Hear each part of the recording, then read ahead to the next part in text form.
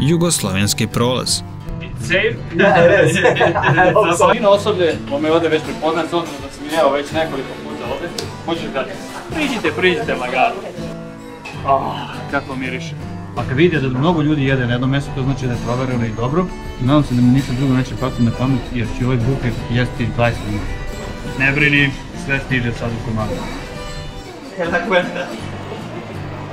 Uš! Ko će sada raditi? Why they sell that? Because it's super tasty. Aphrodisiacal. Aphrodisiacal? Oh, good. I don't need it. Ovaj ogromni komad koji vidite ovdje je od sabljarke. Još veći apsurd mi je i ovaj pas, koji bez ikakvog straha laje i zaleće se na morske lavove, ne shvatajući da su opasniji nego što izgledaju. Ovo je jedan od najlepših pogleda na luku Valparaiso.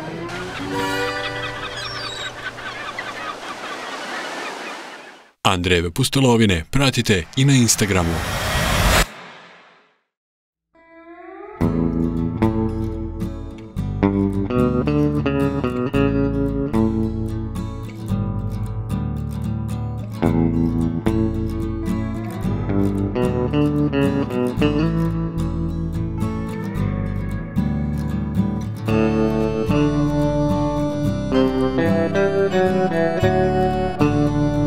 Svaka država ima makar po jedan grad za koje kažu da je najlepši.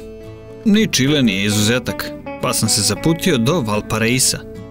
Prevod njegovog imena bi glasio Rajska dolina, a da li je ovaj lučki grad i drugi najveći u zemlji sa skoro 2 miliona stanovnika, najlepši u Čileu, ostaje da vidim.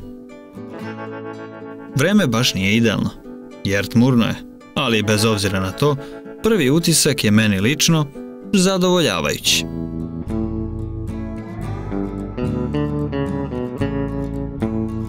Najvažniji je kulturni centar zemlje i ubraje se među najlepše gradove sveta, izgrađen na padinama 43 brda, koja se spuštaju ka Tihom okeanu.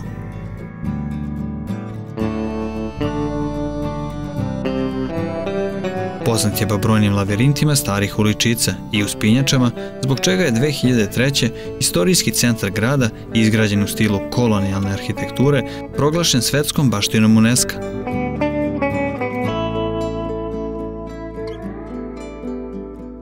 U gradu su rođeni bivši čilenski predsjednik Salvador Allende, general i diktator Augusto Pinochet, a tu i živeo najpoznatiji nacionalni pesnik Pablo Neruda, koji ga je nazvao Nevesta okeana. Otvaranje Panamskog kanala 1914. ozbiljno je uticalo na poslovanje luke, zbog čega su mnoge bogate porodice napustile grad u drugoj polovini 20. veka. S druge strane dolaze mnogobrojni umetnici, stvarajući svoje kolonije, zbog čega je danas ovakav izgled grada, ali i zbog brojnih migranata iz Evrope i Sjedinjenih Američkih Država, koji su sa sobom doneli svoje tradicije, otvarali škole i podizali građevine u stilu zemalja odakle su došli. Raznovrsna arhitektura govori sve.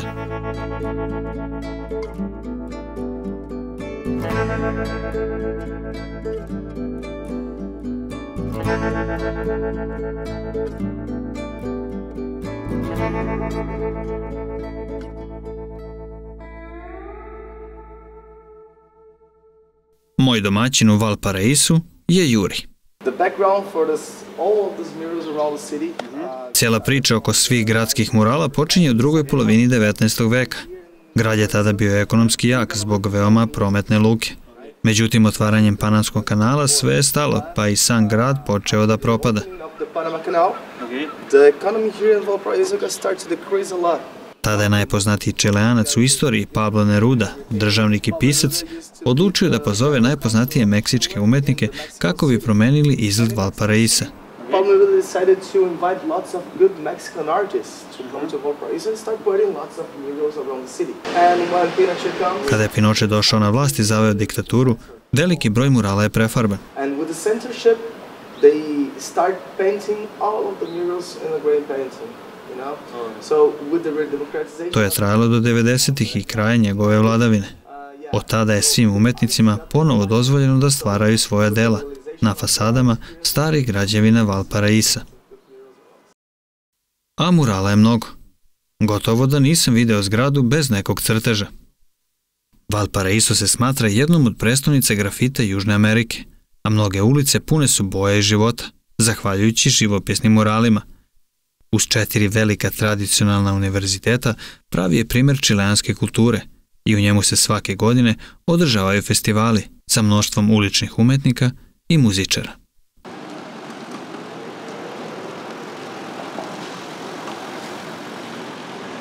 Svedoci nekog prošlog vremena zlatnog doba grada su i uspinjače. Ova je iz 1902. Zbog 43 brda oko grada u početku ih je bilo preko 30, a danas radi samo 15-ak.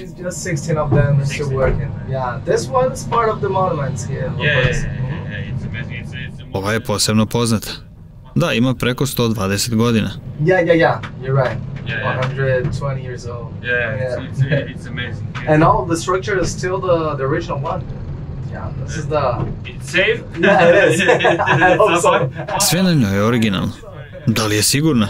Nadam se. Today it's a little bit cloudy, but Danas, iako je oblačno, grad je pun boja i raznovrsnih građevina.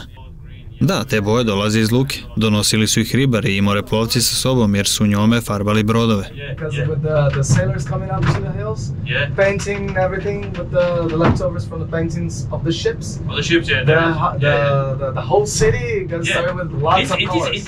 Ko bi rekao da su u prošlosti ljudi na brodovima koristili ovakav spektar boja? Moram priznati da je zaista lep grad. Jeste, lepo je živeti u njemu. Yeah, you're right.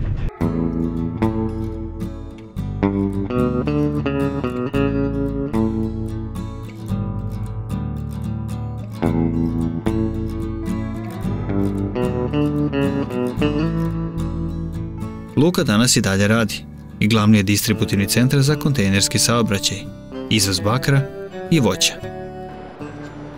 Ovo je jedan od najlepših pogleda na luku Valparaiso. Vidite veliki broj kontejnera.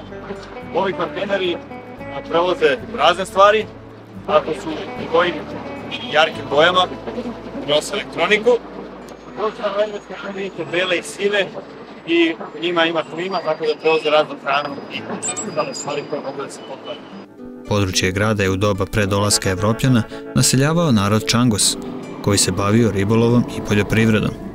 Osnovan je 1544. a često su ga napadali gusari i uništavali zemljotresi i tsunami.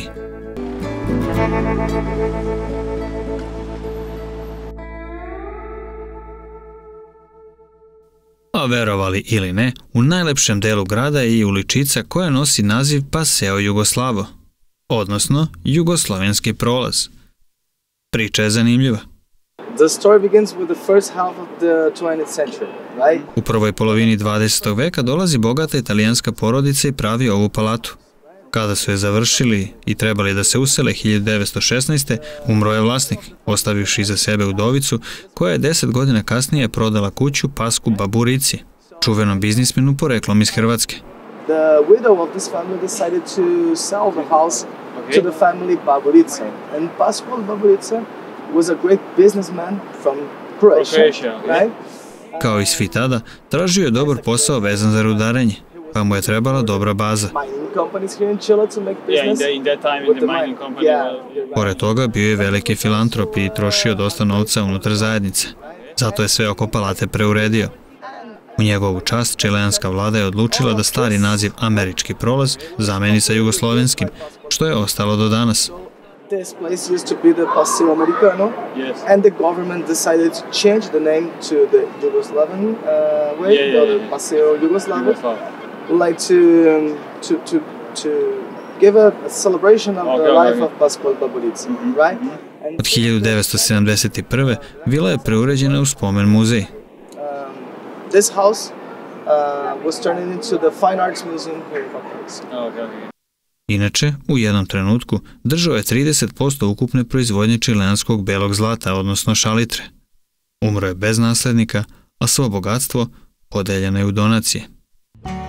A još neko vreme ostaću unutar Valparaisa, lutajući njegovim uličicama, posmatrajući sa velikim divljenjem remek dela oslikana na zidovima zgrada iz zlatnog doba grada.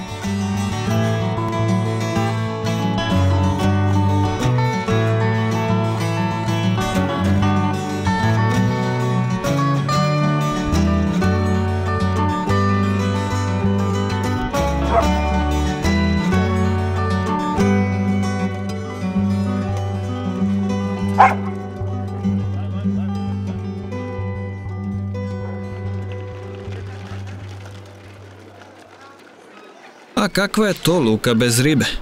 Nedaleko od grada nalazi se najpoznatija riblja pijaca, gde je ulov najsvežiji i dolazi direktno sa Pacifika. Ova pijaca je jeftinija od one čuvene u Santiagu. Tako je. Čak i tamo cene su veoma povoljne, a sve to u Evropi je mnogo skuplje. Okean je blizu, a svež ulov stiže svakodnevno. Ovo je najpopularnija riba Južnog Pacifika među Čileancima. Grboglavka ili reineta. Kreće se u velikim dubinama, a meso je meko poput putera i veoma je ukusna.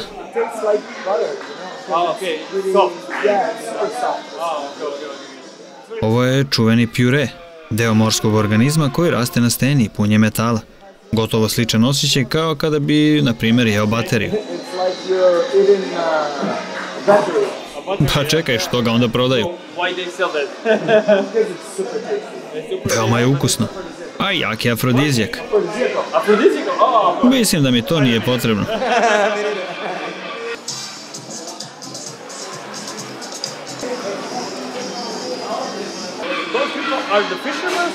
Da li su sve ovo ribari ili natkupci? Ribari sami prodaju svoj ulov, kojeg posebno kupuju okolni restorani, jer je sve sveže i kvalitetno. Na primjer, reineta je najpopularnija riba i cena je 3000 pezosa za kilogram. Kolika je ta cena u restoranima? 10.000.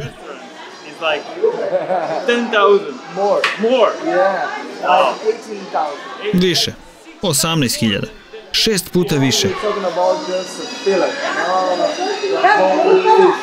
Ne zaboravi da pričamo o filetu, ne o kilogramu. Pa tu je onda zarada restorana 12 i više puta.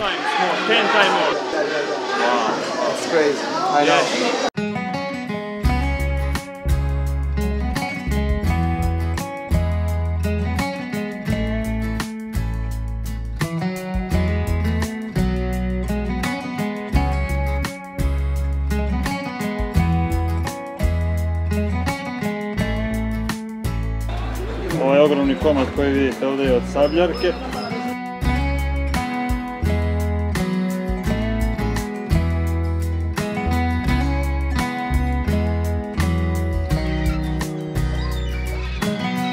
A gde je sveža riba, tu su i neprijatni mirisi nastali usled čišćenja svežeg ulova. Ali ovdje se ništa ne baca, jer sad taj nazovimo nejestivi deo ipak završi u nečijim stomacima. Nisam mogao da verujem kada sam na obali Pacifika uz samu pijacu ugledao ovaj neverovatan prizor. Morski lavovi. Kada se samo setim koliko sam se u raznim delovima sveta mučio da dođem do njih na nekom izolovanom ostrvu daleko na pučini, a sada su gotovo u same gradske zidine. Postavlja se pitanje ko je na čijem terenu, ali svakako znaju gde su besplatni obroci i gde se bez lova mogu najesti, pa to i koriste. Još veći apsurd mi je i ovaj pas, koji bez ikakvog straha laje i zaleće se na morske lavove, ne shvatajući da su opasniji nego što izgledaju. Ali očigledno su se prejeli, pa ih ovaj lavež ne uzbuđuje previše.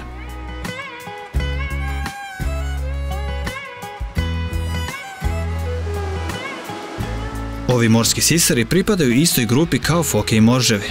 Od foka se razlikuju po tome što mogu da hodaju i čak trče na kopnu na sva 4 peraja, dok foke poskakuju. U njihovom svetu važi pravilo što veće to bolje, pa ženke za parenje uvek biraju najkrupnije mužike, koji su mnogo veći od dama.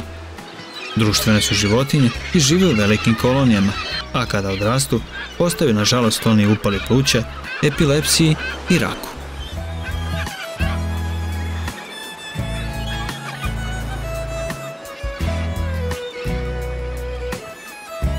Kao i ljudi koji rone na dah, ovim morskim sisarima potreban je kiseonik da bi preživeli. Njihove nozdrve ostaju zatvorene sve dok ne treba da udahnu, što im olakšava plivanje pod vodom. Neke vrste mogu da zarone do neverovatnih 300 metara i zadrže dah do 20 minuta. Ova vesela družina čini mi se da nikada u životu nije bila na tim dubinama. Nema potrebe, hrane ima na gotovo, čemu cimanje?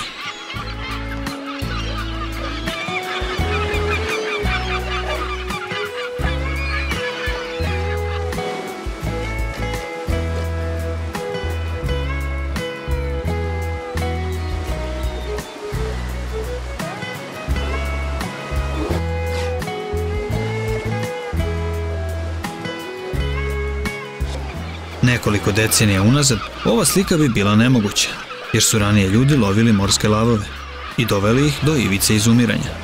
Srećom, lov je danas zabranjen, pa na miru mogu punih stomaka da uživaju, bez bojazni da će ih neko napasti. Osim ovog dosadnog psa, koji nema nameru da odustane.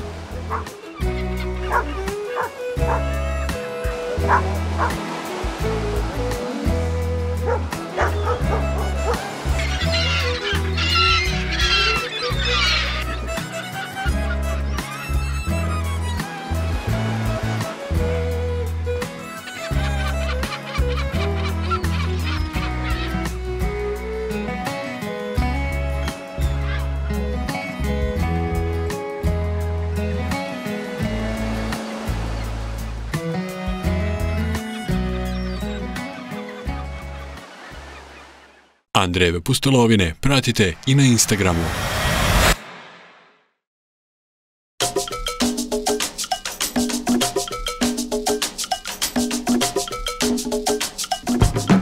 Manga! Trip! Jej! Kako se najbolje štedi? Proveri uslove na sajtu procreditbank.rs. A kada je reč o hrani u Čileu, pored ribe jede se mnogo mesa, pred svega govedine. Mnogo je restorana koji nude razna jela na mesnoj bazi, ali sam ipak odlučio da probam nešto što je prihvatljivo svima i gde izgled objekta nije bitniji od kvaliteta hrane koja se u njemu služi. Iako Čile generalno i sam Santiago de Chile, glavni grad, važe za skupu destinaciju i za mesto gde baš ne možete za male pare da nađete većinu stvari, svaki grad, pa i ovaj, ima neka kultna mesta gde dolaze svi ljudi da jedu, pre svega, zato sam i ovde. Ne baš za male pare, ali mnogo manje nego recimo u modernom delu grada, gde je doslovno četvrti u samom centru. Izađete malo sa strane i doći ćete na otprilike nekih par kilometara od samog centra, nalazi se čuveni Tigua Puente. Ovo što sam pričao. Imate šank. Imate svećivo. Hola! Buenas. Un menú? Fino osoblje, me ovde već prepoznaje, s obzirom da sam jeo već nekoliko puta ovde, možeš gledati. U suštini dobijete meni, priđe vam ovako ljubazno osoblje koje pravi ove sve burgere i onda možete u suštini da birate šta ćete razne vrste mesa, naravno ovde je obrok bez mesa, ne smatra se obrokom. Ljudi ovde opušteno sede i vidite ste jako zanimljivu stvar kada završite sa klopom, kakav je račun. Potpuno luda priča, ali ajde sad nešto da poručimo, pa da jedem. Gladan sam na nogama, ceo dan mora Varičić nešto da jede.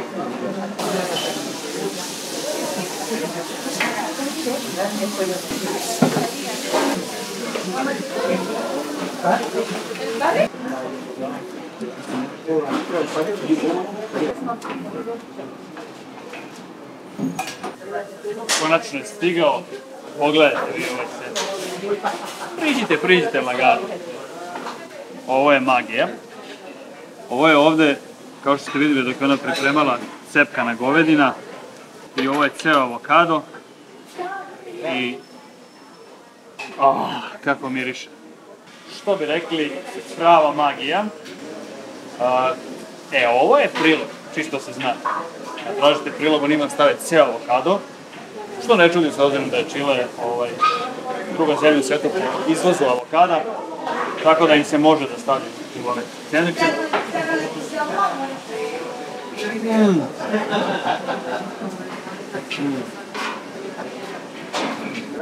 To je pravi ukus. Tako da, kad dođete u Santiago de Chile, zaboravite Burger King, McDonald's, KFC i ostale zapadnjačke stvari. Jedite domaće, nećete pogriješiti.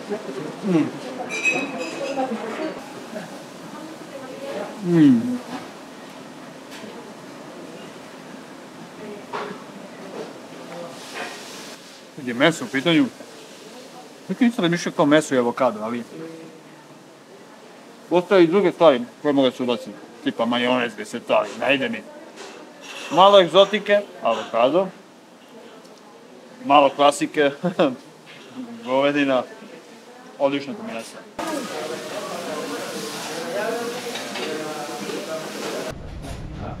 Inače, pogledajte sad ovo, koliki je ovo burger obrok, što bi rekli. I cena je negde oko, sa svim sa prilogom avokado, negde oko 8.500 pesosa. Za 8.500 pesosa recimo u Burger Kingu možete da dobijete onaj, ne znam šta je, ovakav sendvičić sa nekim mesom za koje ne znate ni šta je, ali kao što ste vidjeli ovde, oni to pripremaju sveže, znači sveže meso i peku ga na licu mesta. To je taj odnos cena, ali pogledajte koliko veći burger dobijete i u suštini to ono što ja uvek kažem da kada god ste na destinaciji negde, nemojte budete konzervativni. Znači, probajte negde lokalno da je provereno, a kad vidite da mnogo ljudi jede na jednom mestu, to znači da je provereno i dobro. I M ćete jesti za manje ili iste pare, a ćete dobiti količinski mnogo više i osjetit ćete domaću kuhinju na pravi način. Nadam se da mi ništa drugo neće pasti na pamet, jer ću ovaj burger jesti 20 minuta. Rekao sam da neću više, ali sam zaboravio glavom sam. 8.500 čilenskih pesosa je negde oko 1000 dinara, tako da za 1000 dinara dobijete ovaj burger i koliko vam to deluje možda mnogo u odnosu na neke naše cene i gde god se krećemo, verujte mi da je to za Čile recimo neka donja granica. Možete vi ovakav burger naći na nekim fancy mestima i za 20 €, možda i više, tako da sad stvarno više neću da pričam. Vreme je da Maričić napuni svoj želudac i da ga ne cimam stalno. Kao, evo ga počeo da jede, ide hrana, onda prestane. Evo ga opet je počeo da priča, ne. Tako da ću sada da nastavim i da ne brini, sve stiže sad u komadu. E la cuenta, gracias. Muchas gracias. Muchas gracias. ¿Todo bien? Todo bien. Perfetto. Evo, dobijete na papiriću račun i onda ovdje dođete, lepo i platite i to je to.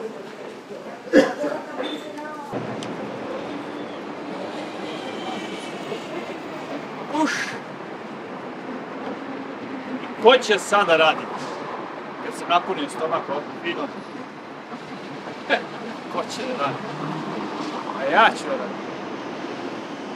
Andrejeve pustolovine pratite i na Instagramu.